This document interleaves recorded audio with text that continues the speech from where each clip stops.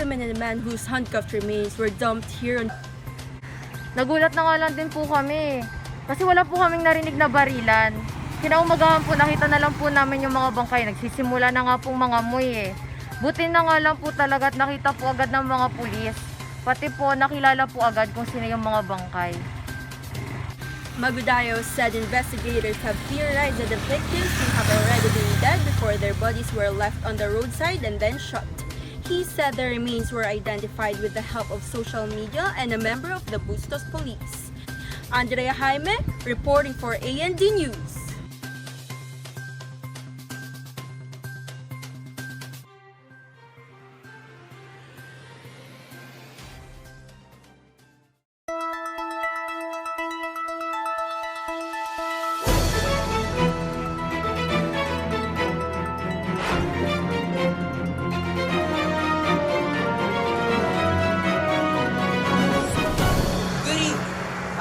John Donadillo and welcome to the World News, bringing you the Eye on the News for Friday, January 16, 2021.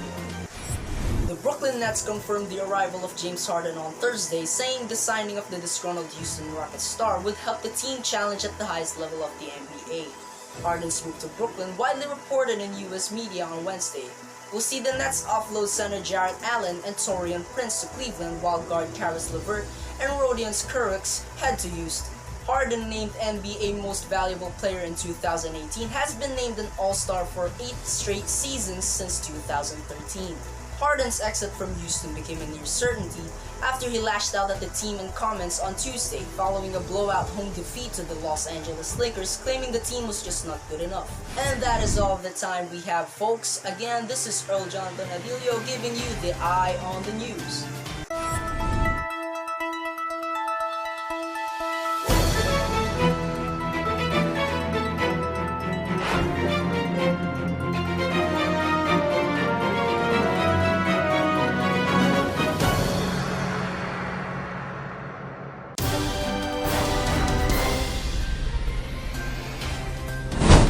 ATN's Mark Angelo reports on the latest news from Capitol Hill after Trump loyalists breached the US Senate to protest election results.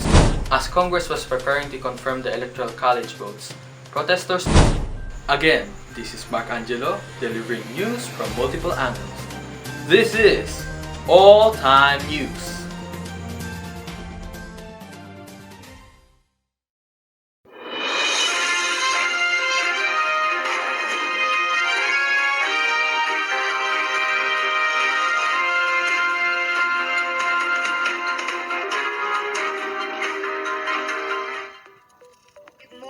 It's January 19, 2021, Tuesday. This is Sheila May Cruz and you're currently watching Fast X News. COVID-19 vaccine shortages arise across U.S., halting inoculations in some places. Scattered vaccine shortages cropped up on the frontliners of the U.S. battle against the coronavirus pandemic on Friday, prompting at least one large New York healthcare system to cancel a slew of appointments for people hoping to be inoculated. The supply chain blames arose as the country struggles to speed up the pace of vaccinations. Only 12.3 million doses have been administered, with only 10.6 million people having received at least one of the 2 required shots, according to the Centers for Disease Control and Prevention, or CDC. In New York, the country's most populous city, Mayor Bill de Blasio said the city has vaccinated about 300,000 of its more than 8 million residents, but was on course to run dry next week because it was burning through vaccines faster than they were being replenished. In Oregon, Governor Kate Brown said a federal official told her the state would not receive additional vaccine supplies because the federal government has none in reserve. We'll be back with more news updates in an hour. I am Sheila May Cruz. Keep it here on Fast X News.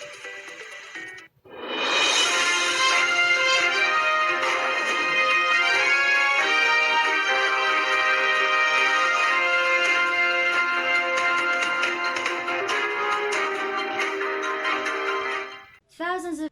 This is Aika Sugiyama, News 9.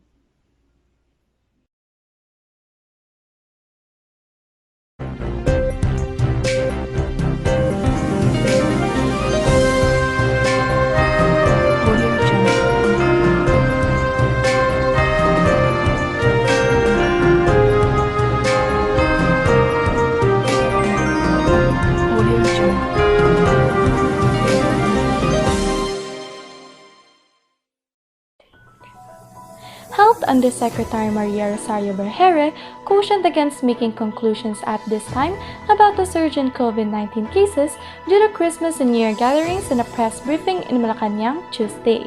In accordance to Vergere, cases had been rising in the past 4 days compared with a 7-day moving average during the holiday season. This might have something to do with a 30% decrease in laboratory outputs during that time. Furthermore, Vergere said that the functions of the laboratories are normalizing and this might have some effect on the number of reported cases. They will look at the numbers for another week so that they can have a more accurate conclusions on the trends of cases. This has been Angel Simbahon reporting from AGS Patrol.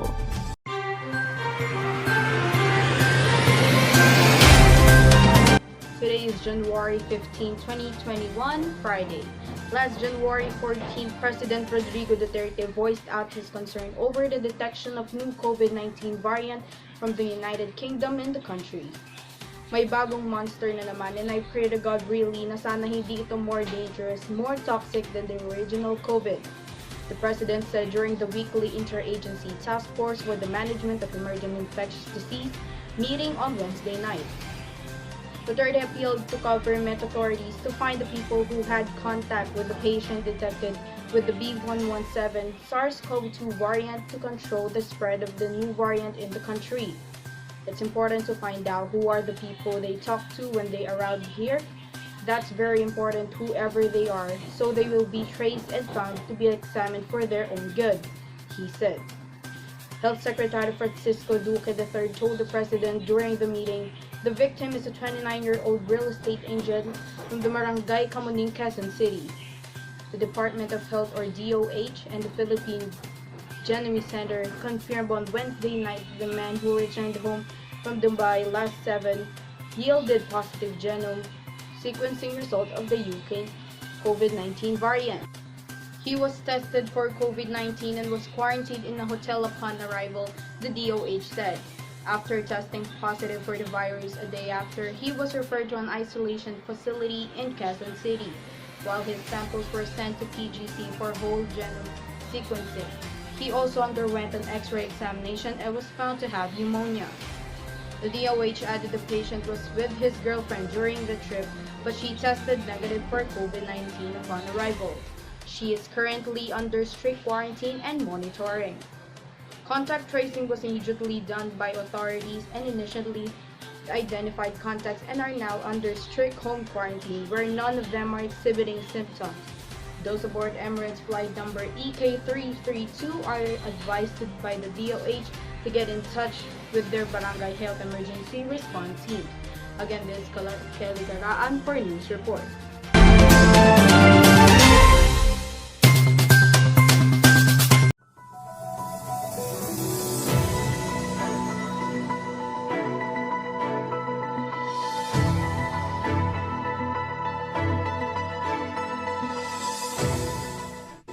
Good day, Philippines. Today is Wednesday, January 20, 2021.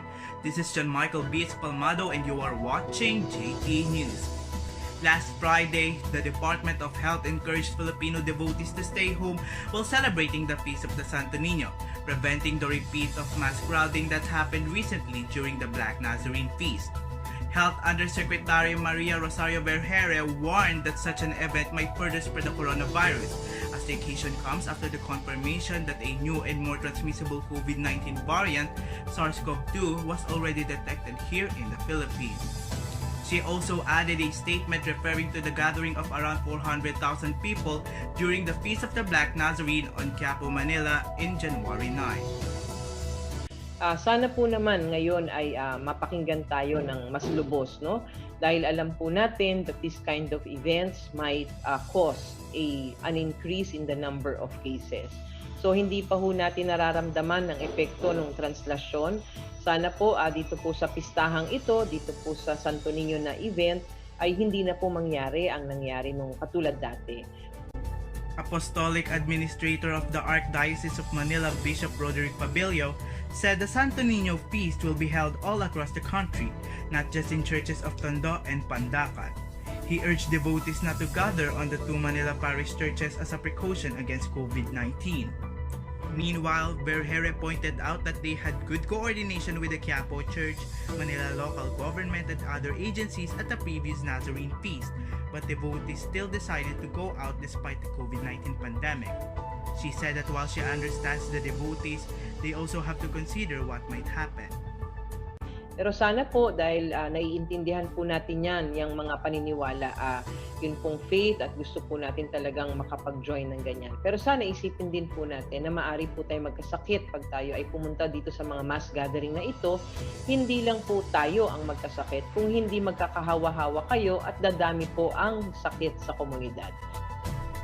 The Philippine National Police said that it would impose strict measures in preparation for the Feast of the Santo Niño, which is annually celebrated in Tondo and Pandacan, Manila. Thank you for watching. Again, I am John Michael B. Palmado together with JT News for the latest issues and updates.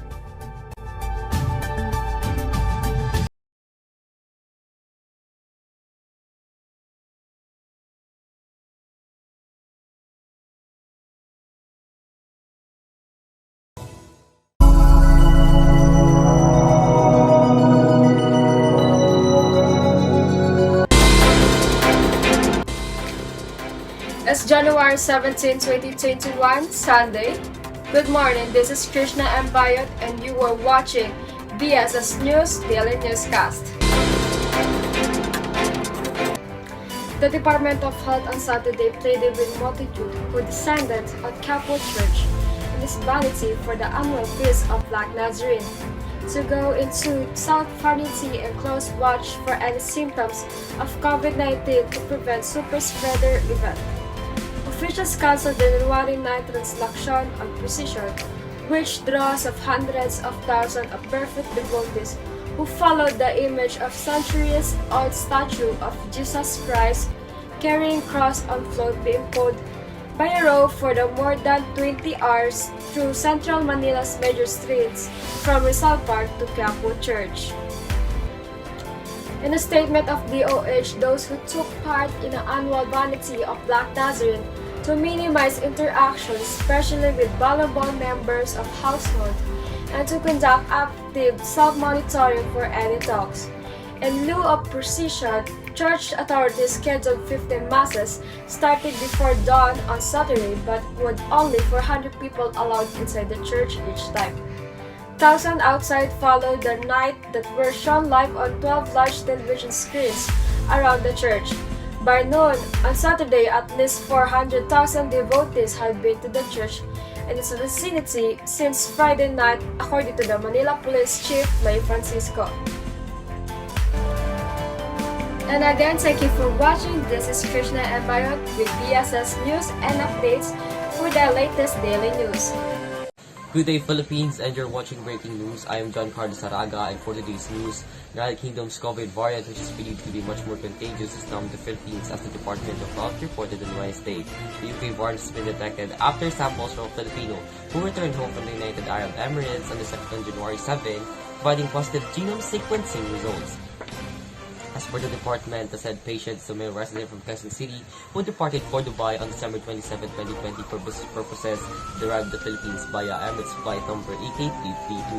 Health Secretary Francisco Duque III also knew that the patient is a 29-year-old real estate agent from Barangay Camonite who was tested for COVID-19 and resulted positive a day after.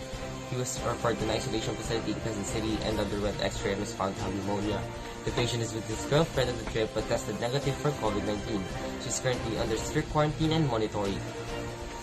As UK's variant entered the PH, DOH reiterated its call to implement stricter observance protocols against COVID-19.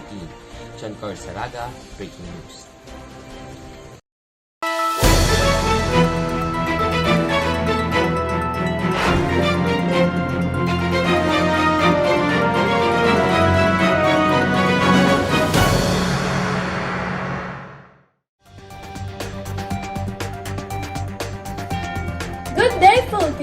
I'm Nisha Kao, bringing you the latest and most reliable news today.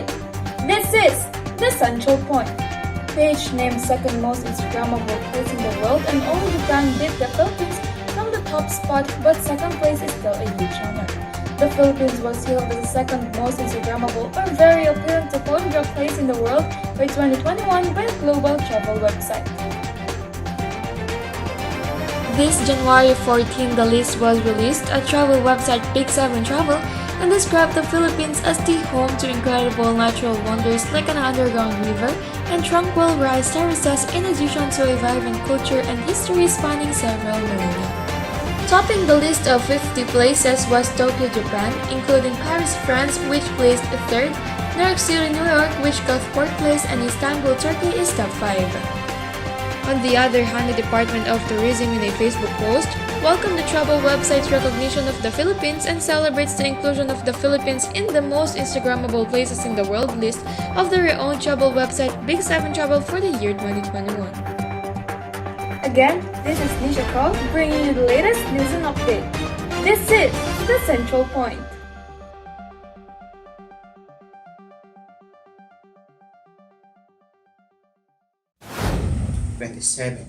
Meanwhile, General Huesca had been transferred to the custody of Bureau of Jail Management and Penology. I am Nicolay Pastello reporting from NP Patrol. One vision, one nation, insurgency and diversity. Good day, Philippines. I'm Joseph Vasilier, and this is 1PH.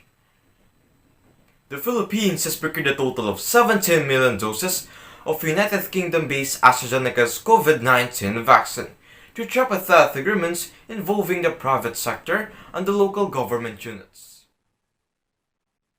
Today is the beginning of a new chapter. Filipinos should not miss out on this dose. This includes the 2 million doses purchased by over 30 companies and donated to the government in November 2020.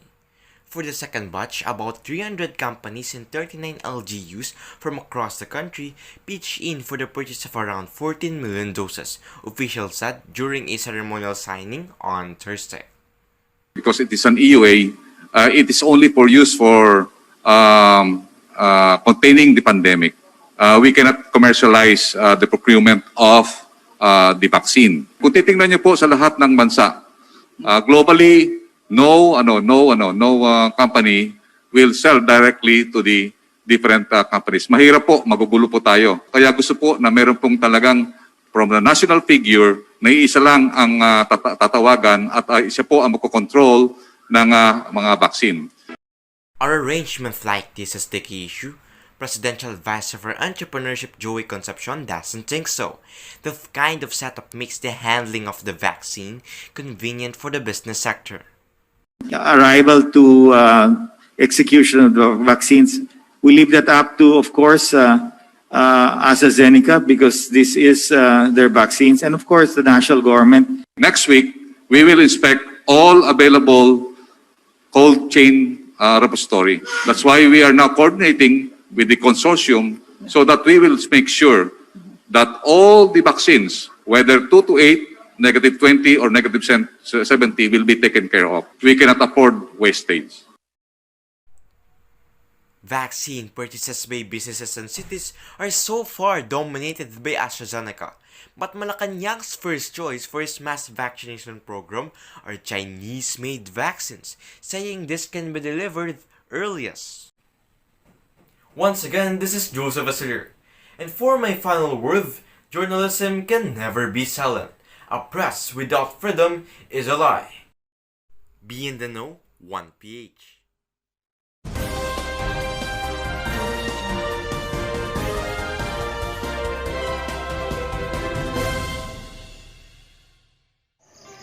Today is January 19, 2021, Tuesday. Good morning, this is Arjun K. Paala from FPD Patrol, delivering the latest and daily news.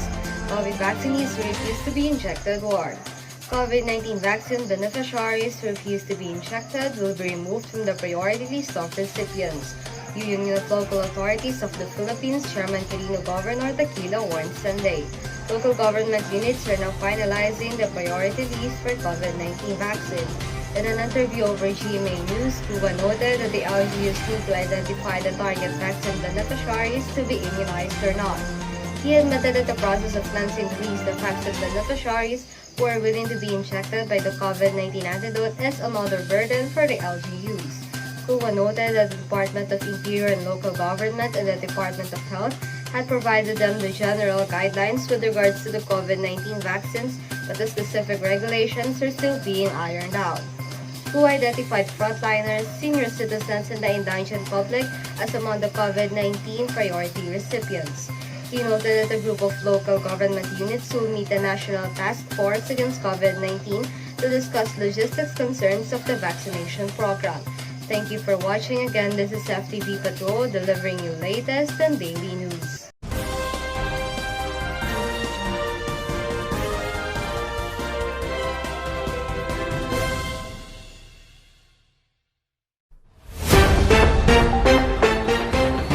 January 17, 2021, Sunday. Good evening, this is Maria Angelin Lego for AJL News. An animated movie based on the blockbuster Demon Slayer manga series has become the highest grossing film in Japanese box office history, ending the reign of Hayao Miyazaki's Spirited Away from 2001.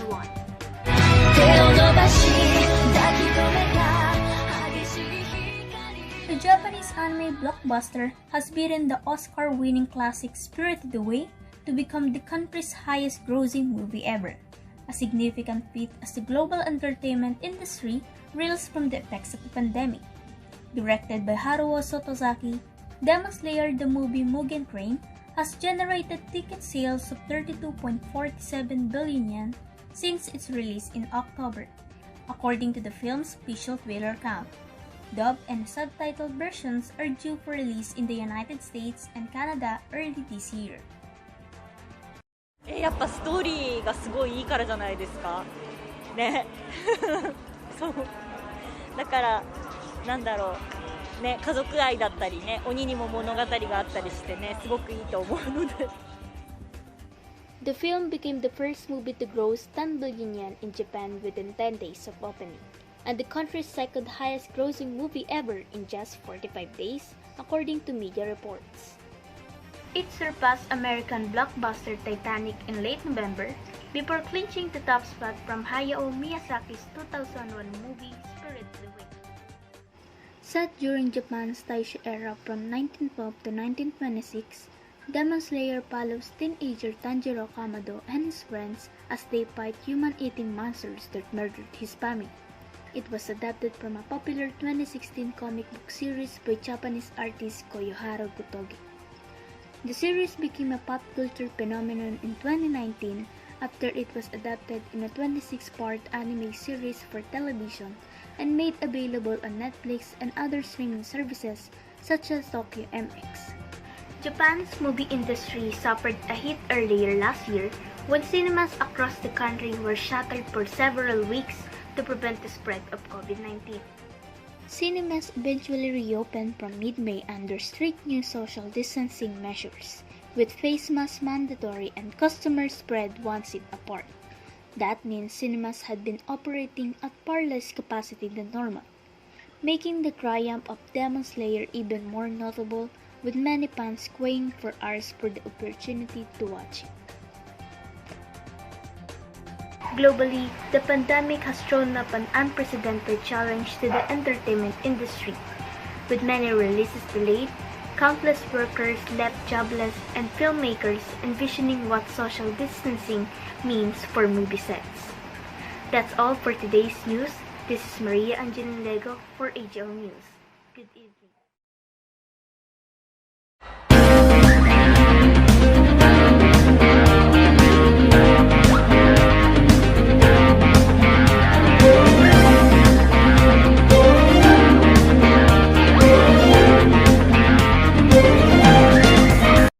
Good morning, Philippines. This is Henderson Matthews from One News PH.